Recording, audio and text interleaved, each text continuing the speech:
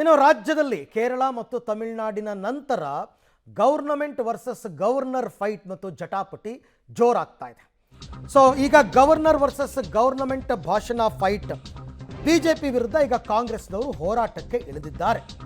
BJP ವಿರುದ್ಧ ಕಾಂಗ್ರೆಸ್ ರಾಜ್ಯಪಾಲರ ಹುದ್ದೆ ದುರುಪಯೋಗ ಮಾಡಿಕೊಂಡಿದ್ದಾರೆ ಅಂತಕ್ಕಂಥದ್ದು ಆರೋಪ. ಹಾಗಾಗಿ ಬಿಜೆಪಿ ಕಚೇರಿ ಮುತ್ತಿಗೆ ಹಾಕೋದಕ್ಕೆ ಕೈ ಕಾರ್ಯಕರ್ತರು ಪ್ರಯತ್ನ ಪಟ್ಟರು. ಬೆಂಗಳೂರಿನ ಬಿಜೆಪಿ ಕಚೇರಿ ಬಳಿ ಹೈ ಡ್ರಾಮಾ ನಡೆದೋಯ್ತು.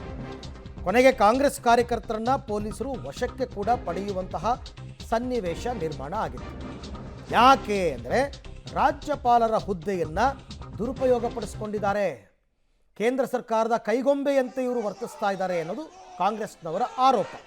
ಹಾಗಾಗಿ ಮಲ್ಲೇಶ್ವರಂನಲ್ಲಿರ್ತಕ್ಕಂಥ ಬಿಜೆಪಿ ಕಚೇರಿ ಮುಂಭಾಗಕ್ಕೆ ಕೈ ಕಾರ್ಯಕರ್ತರೆಲ್ಲ ಬಂದಿದ್ರು ಮುತ್ತಿಗೆ ಹಾಕೋದಕ್ಕೆ ಅಂತ. ಪೊಲೀಸರು ಅವ್ರನ್ನ ವಶಕ್ಕೆ ಪಡೆದಿದ್ದಾರೆ.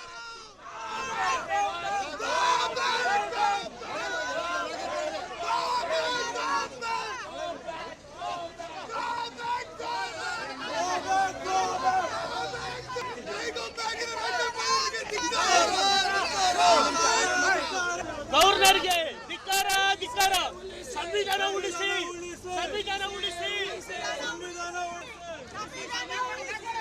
ಉಳಿಸಿ ಉಳಿಸಿ ರಾಜ್ಯಪಾಲರ.